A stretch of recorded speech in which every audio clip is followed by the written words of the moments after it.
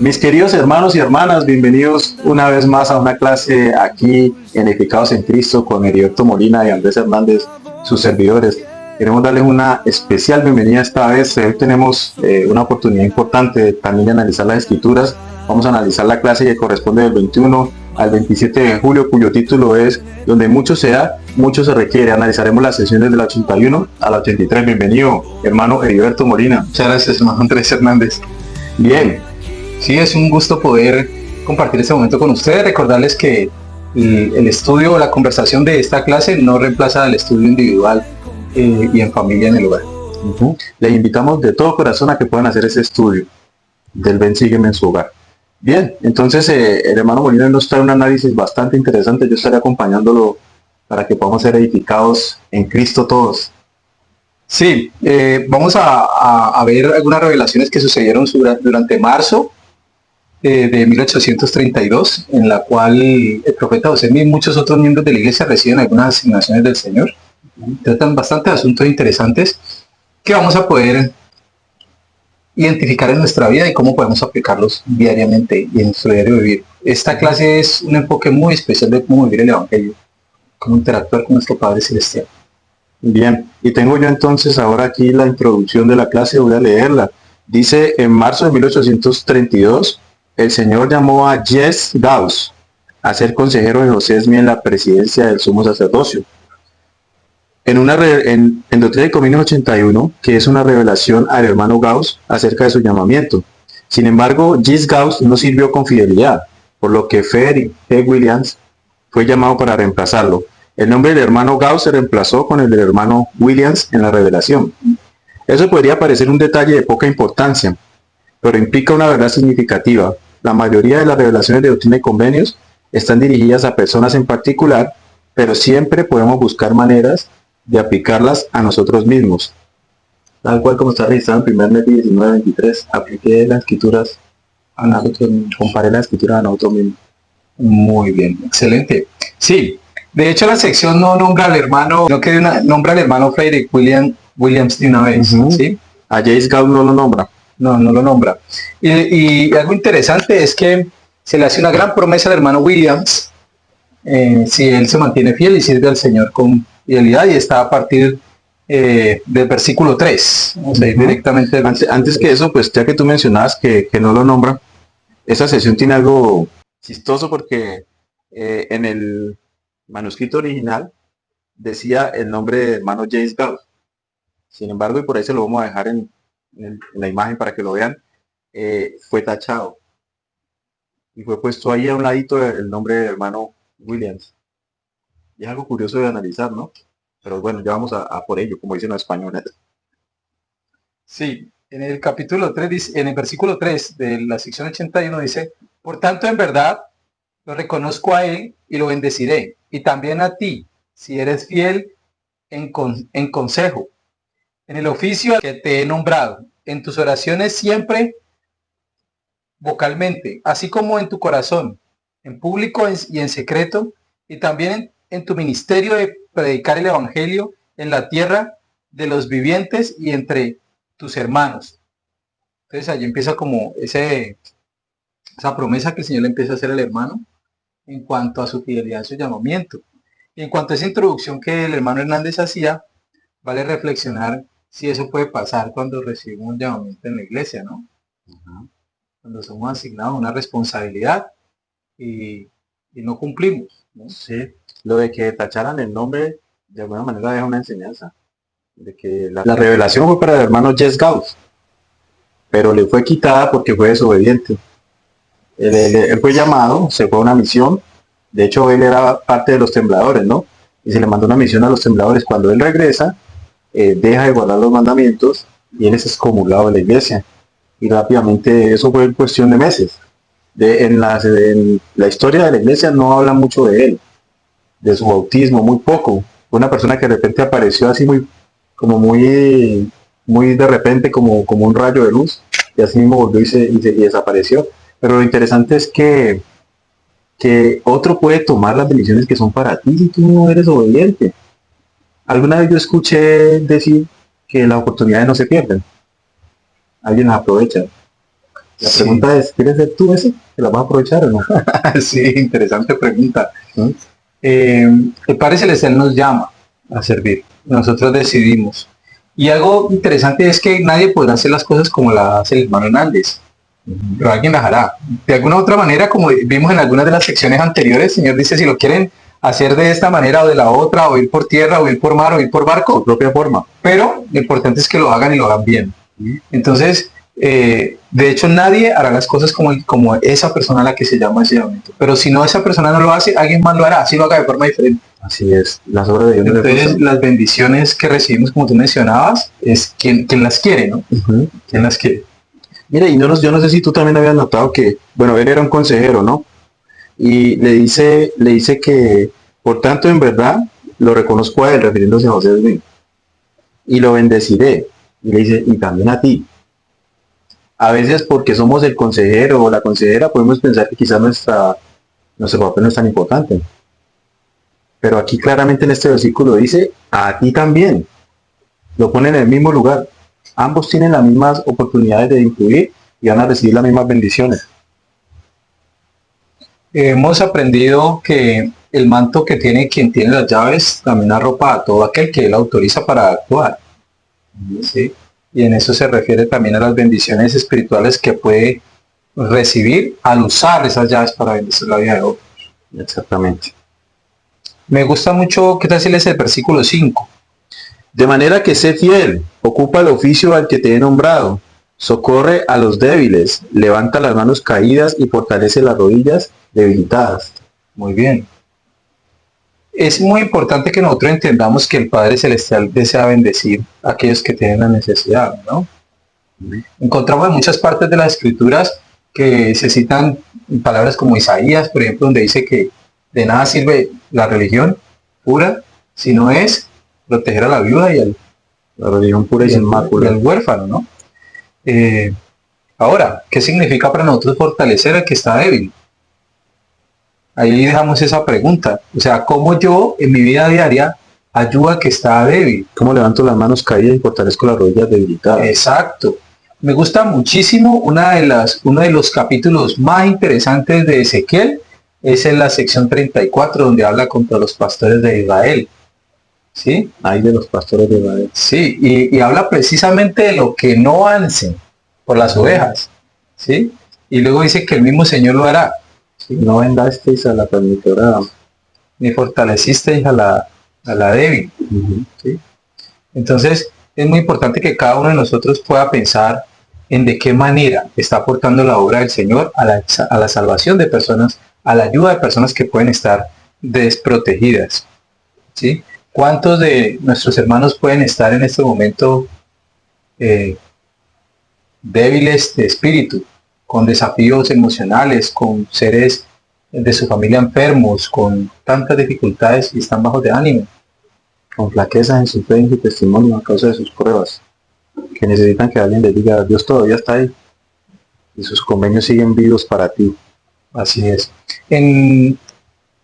En una conferencia, Elton Perry citó una carta que había hecho la primera presidencia hace muchos años antes de ese discurso, invitando a todos los miembros a volver a la iglesia. Y desde ese momento de ese discurso para acá, he escuchado dos afirmaciones de autoridades generales similares, donde en la carta inicial decía, vengan que los esperamos con los brazos abiertos, estamos listos para recibirles, necesitamos de su fe, su amor, su devoción. ¿Sí? Una Entonces, invitación a volver, ¿no? era una A invitación a regresar. volver. Sí, era una carta muy histórica a la iglesia, no recuerdo las fechas, pero sí fue una carta que me impactó bastante en su contenido.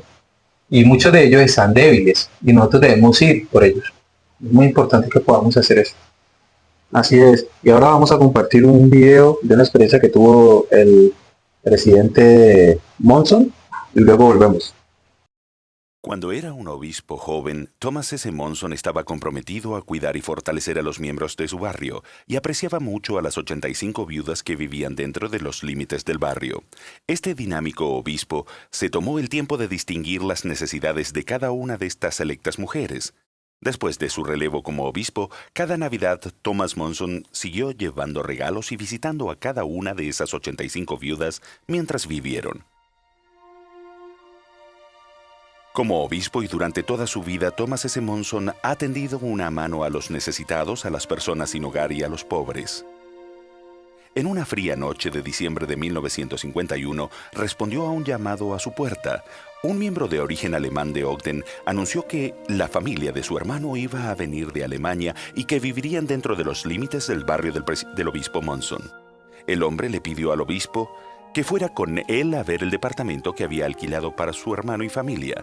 Cuando iban en camino, este hombre, Carl Gürtler, le dijo al obispo Monson que no había visto a su hermano por muchos años. Al llegar al edificio, subieron las escaleras. «No es mucho», dijo el hermano Gürtler, «pero es más de lo que han tenido en Alemania». Cuando entraron y el obispo Monson inspeccionó el frío y poco acogedor apartamento, se entristeció y pensó: «Qué bienvenida tan sombría para una familia que ha pasado por tanto». El obispo Monson no durmió bien esa noche. A la mañana siguiente, en la reunión del Comité de Bienestar del barrio, uno de sus consejeros le preguntó si le ocurría algo. Les comenté a los miembros del comité sobre esta experiencia. Fue como si el Espíritu del Señor nos hubiera rodeado. Y dijeron: «Obispo, ¿qué podemos hacer al respecto?». Edward Eardley, el líder del grupo de sumos sacerdotes, con voz firme dijo: «Soy electricista y tengo 3 ayudantes. Nos gustaría renovar la instalación eléctrica y tengo contactos con las personas que venden refrigeradores y cocinas. Conseguiré que los donen los electrodomésticos nuevos». Después otra persona más habló, el hermano Bowden, un pintor y contratista. Dijo: «Soy contratista de pintores. Puedo obtener la pintura más barata que al por mayor, y mi equipo y yo pintaremos la casa».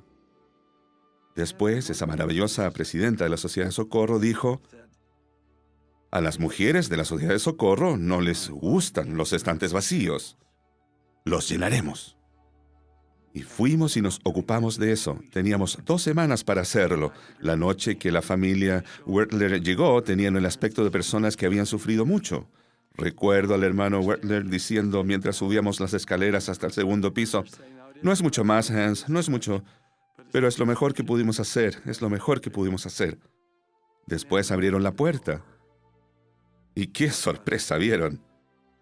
Había una linda alfombra que instaló mi consejero, que era contratista. Estaba empapelado, era lindo, nuevo, y la pintura también. Había un árbol de Navidad, todo decorado. Tenía absolutamente todo lo que cualquiera podía necesitar. Tenía 15 años. Era una adolescente insegura. No habíamos tenido una casa desde antes de la guerra, cuando nuestro edificio fue bombardeado. Siempre tuvimos que vivir con otras familias.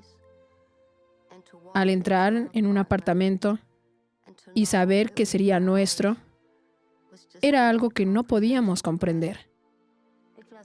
Fue como una conmoción, no podía creerlo.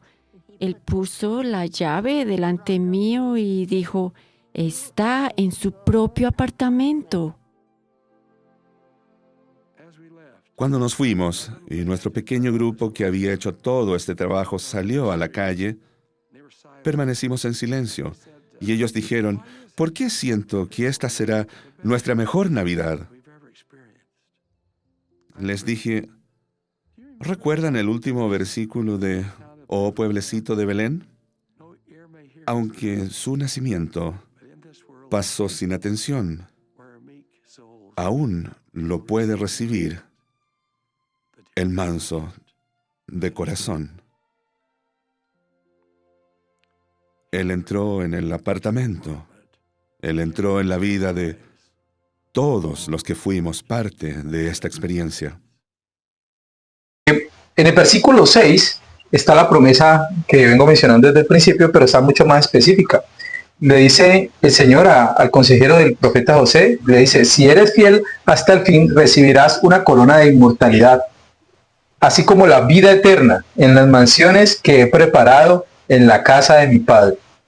Así es, el presidente Monson fue un ejemplo de ello, ¿no? En el video que veíamos, miramos cómo él se interesaba por esta familia que venía. Él se preocupó que en ese invierno, que iba a ser muy triste que ellos llegaran a una casa así desarreglada, y logró usar todos los recursos que tenía a sus manos para bendecir la vida de las personas. Y creo que a eso se refiere el Señor cuando quiere que socorramos al débil. Así es. Bueno, vamos a avanzar y vamos a ir con la sección 82 de Doctrina y Convenios. Vamos a empezar desde el versículo 1. Bien. Vamos a empezar desde el versículo 1, hermano Hernández. Dice, de cierto os digo, mis siervos, que por cuanto os habéis perdonado el uno al otro vuestras transgresiones, así también yo el Señor os perdono. No obstante, hay entre vosotros algunos que han pecado extremadamente. Sí, todos vosotros habéis pecado, mas de cierto os digo, tened cuidado de aquí en adelante y absteneos de pecar, no sea que desciendan graves juicios sobre vuestra cabeza. Porque de aquel a quien mucho se da, mucho se requiere, y el que peque contra mayor luz, mayor condenación recibirá. Sí, realmente muy directo el Padre Jesucristo en esta ocasión y hace la invitación a tener cuidado.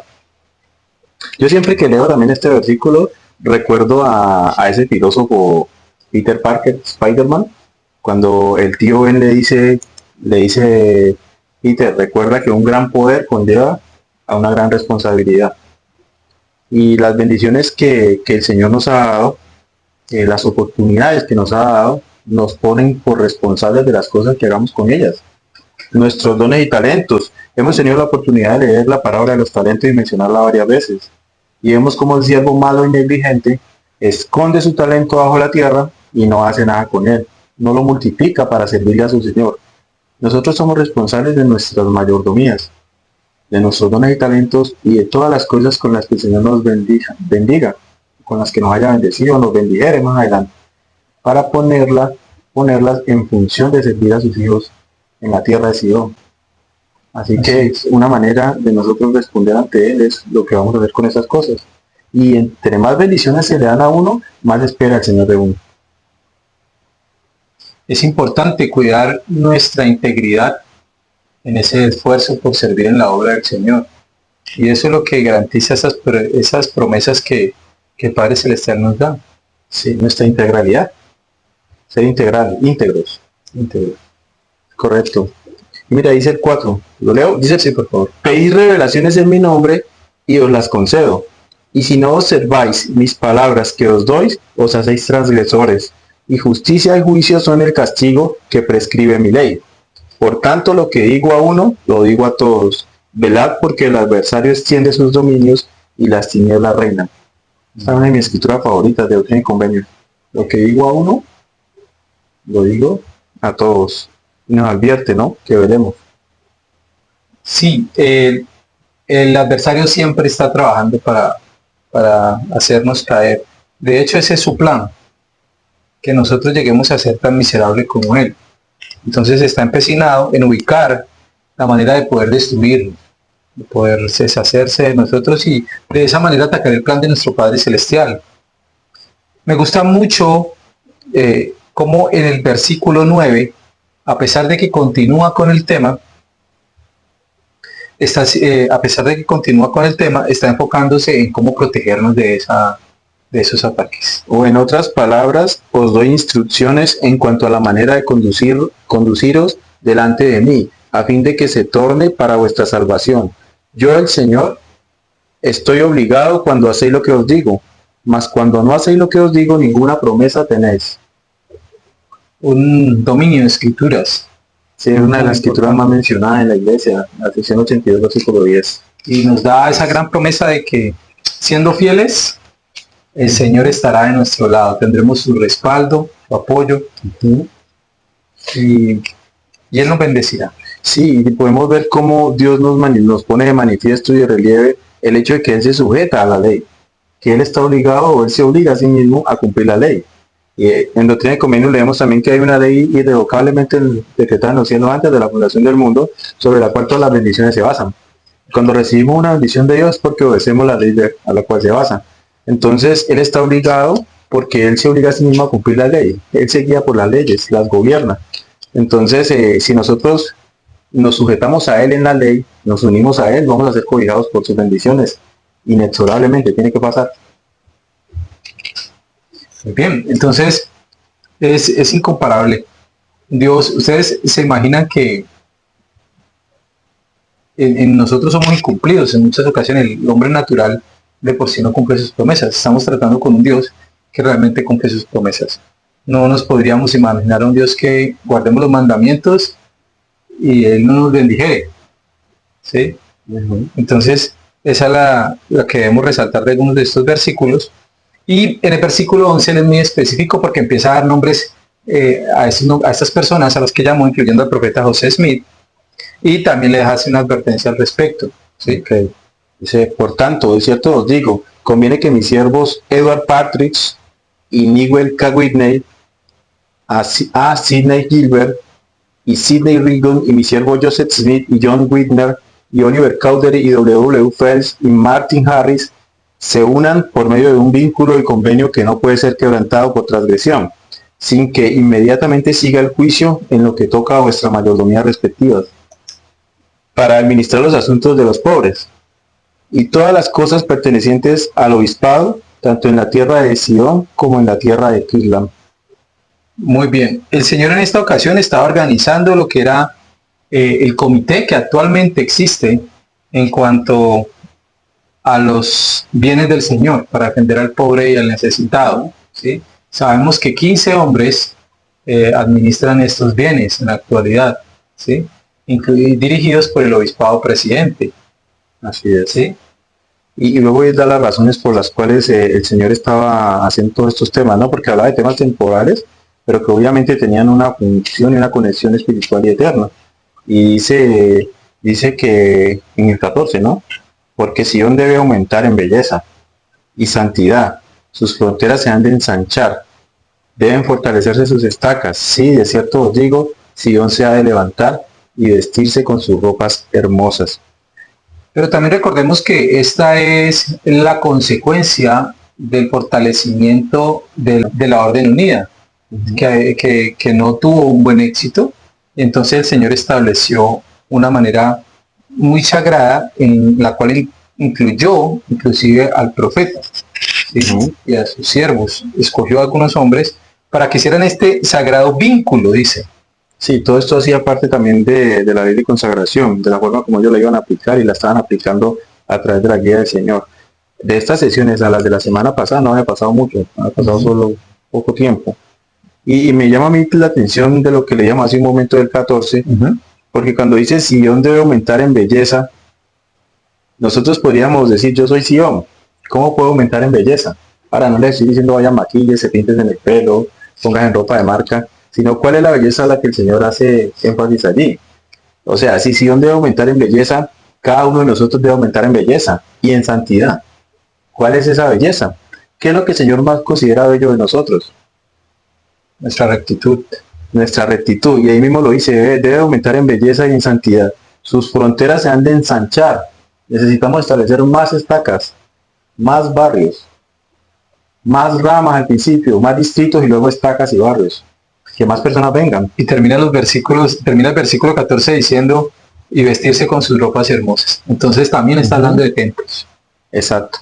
Entonces Sion se ha de levantar y vestirse con sus ropas hermosas. La senda de los convenios, como tú dices, que es por lo que venimos a esta iglesia. Las personas que son nuevas conversas, que se han bautizado recientemente y quizá alguien que nos vea.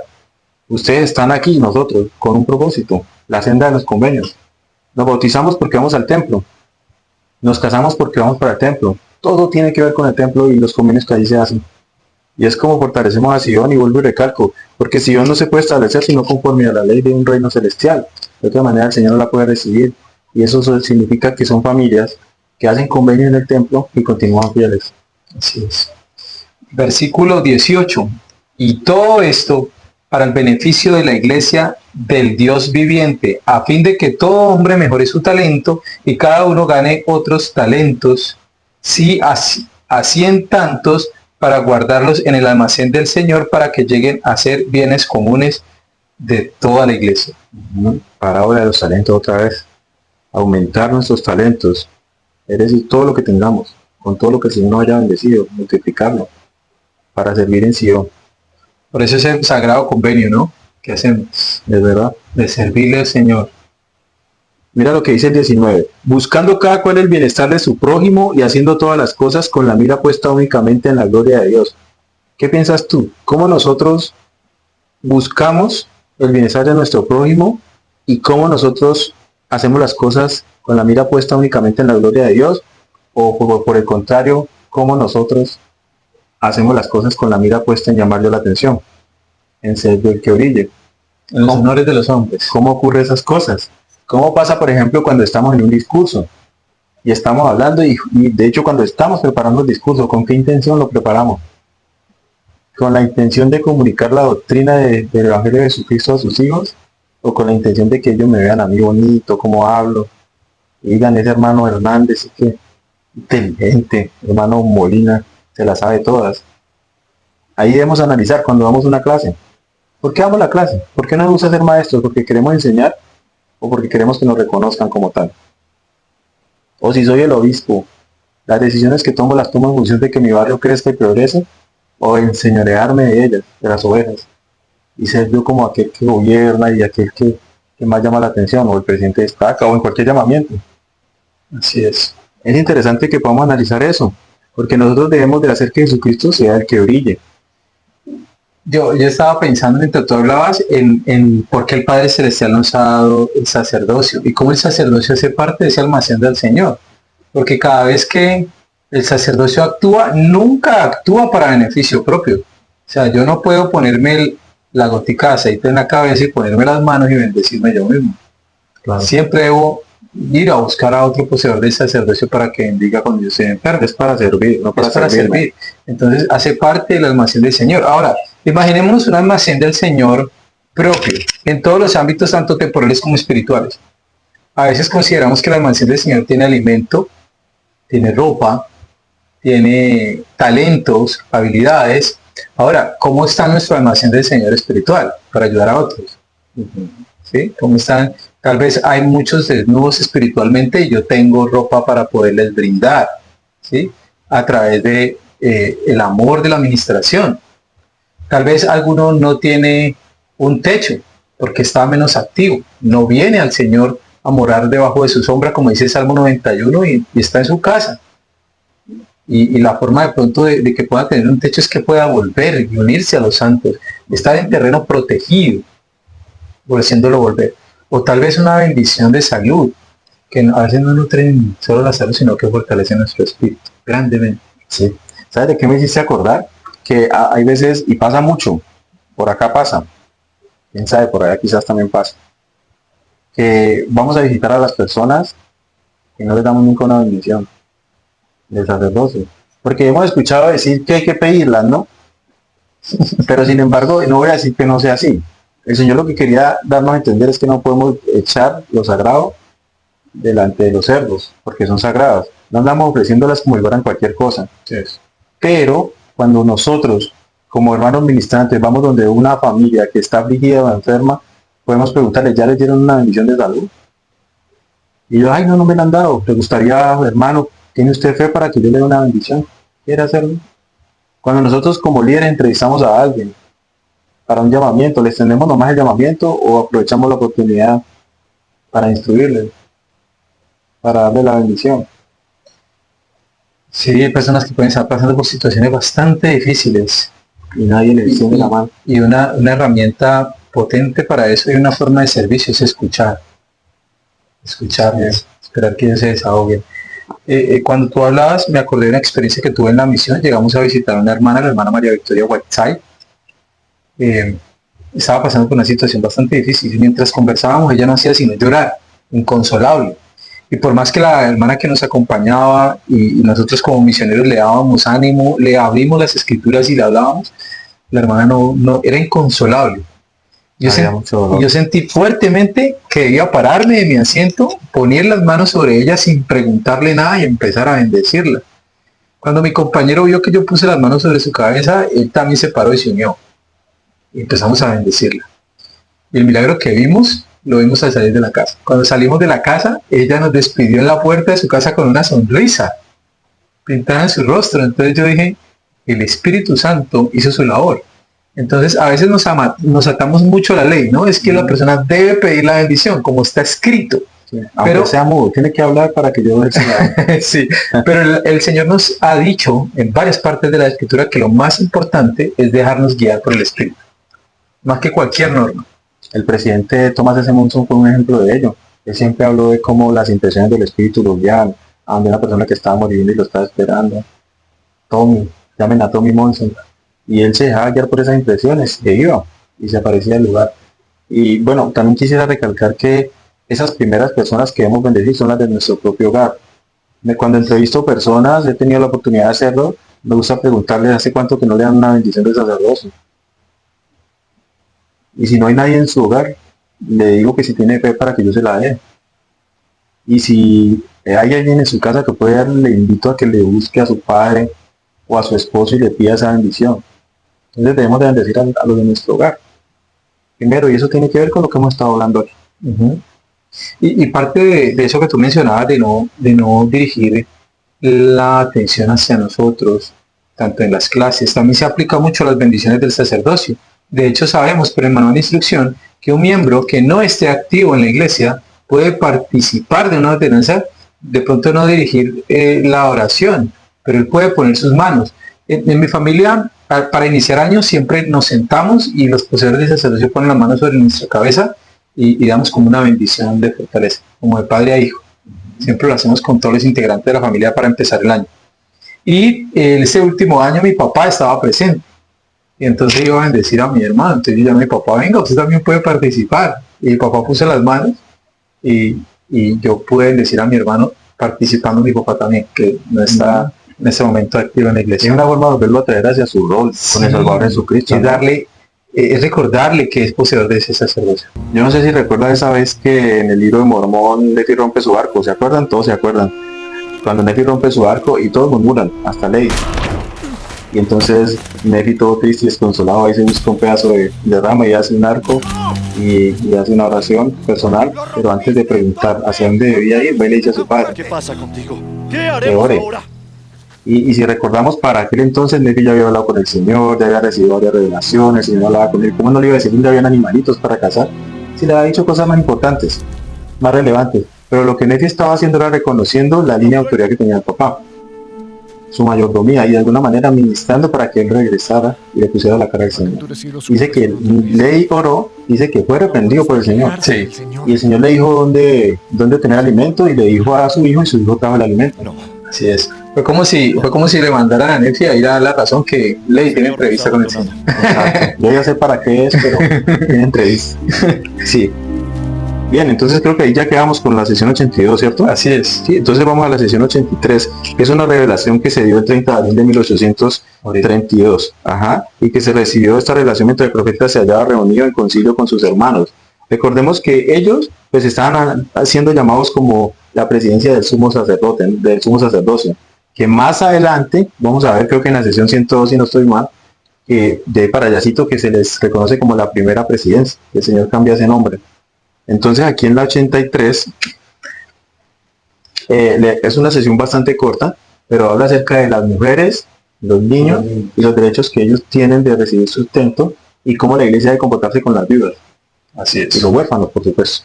Versículo 1 dice, de cierto así dice el Señor, además de las leyes de la iglesia, referente a las mujeres y los niños, aquellos que pertenecen a la iglesia, que han perdido a sus esposos o padres. Las mujeres tienen el derecho de recibir sostén de sus maridos hasta que estos mueran. Y si ellas no han transgredido, tendrán confraternidad en la iglesia. Lo que tú resaltabas, y esta es la responsabilidad que tiene la iglesia.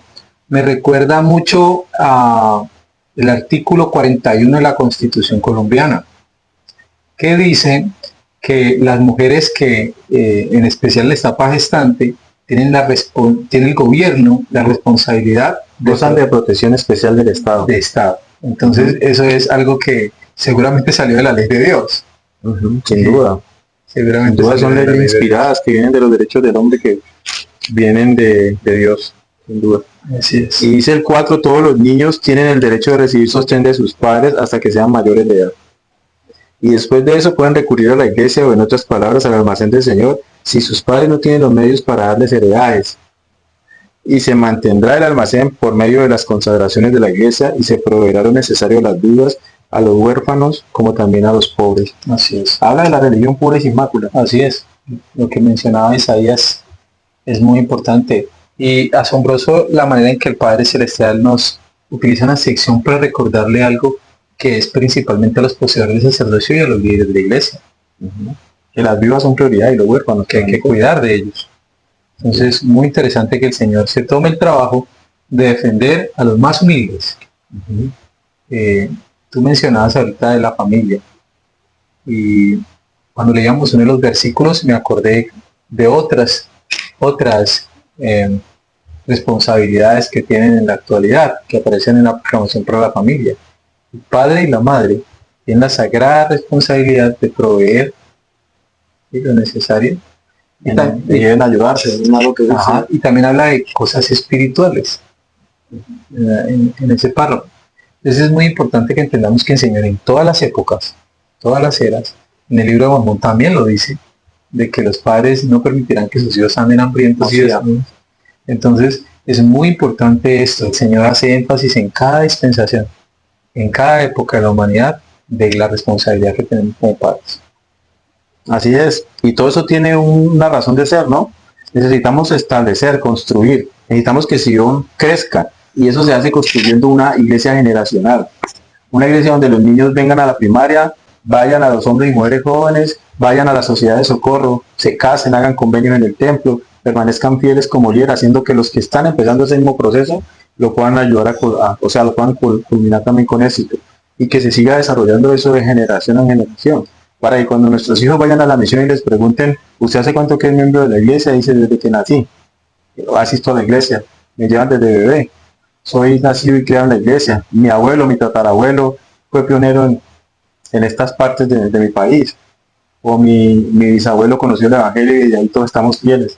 Necesitamos establecer ese tipo de iglesia, porque es la única forma como nosotros preparamos la Sion para la segunda venida del Salvador, que ya las señales se ven, y es necesario que nosotros seamos fieles, guardando los mandamientos, reconociendo las múltiples bendiciones que el Señor nos da, entendiendo que como hemos sido tan bendecidos, la Escritura dice a que mucho se da, mucho se le requiere.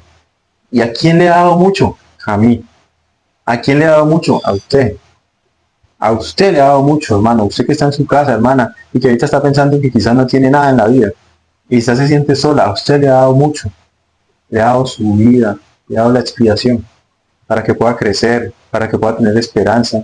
La expiación tiene el poder habilitador que le ayuda a enfrentar esos desafíos y que le permite que los propósitos que Dios le dio en esta tierra se puedan cumplir. De tal manera que somos todos los bendecidos del mundo. Así es. Salvador nos ama demasiado. Esos consejos que nos da a través del profeta José Smith son para cada uno, como tú decías, para cada uno de nosotros. Y debemos aplicarlos en nuestra vida. Y el amor que tiene es incomparable. Y puede tomarnos en sus brazos, abrazarnos fuertemente y hacernos sentir su amistad y su protección a través de normas y revelaciones como esta. Así es. Testifico que el Salvador Jesucristo vive.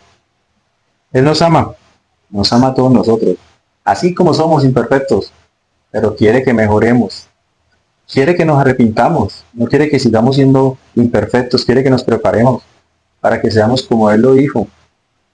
Sed pues vosotros perfectos, como le dijo al pueblo nefita, como yo, como mi Padre que está en los cielos somos, para que nosotros lleguemos a parecernos más a Él, para que, como dice en el capítulo 5 de Alma, podamos tener su imagen en nuestros rostros, para que le damos tal como Él es, para que cuando Él regrese podamos mirarle a los ojos y nuestras lágrimas sean de alegría, de gozo, de haber saciado las tristezas de esta vida, de haberla sanado, y no de remordimiento, no de vergüenza frente a Él. Testifico que Él vive y que esa es su iglesia.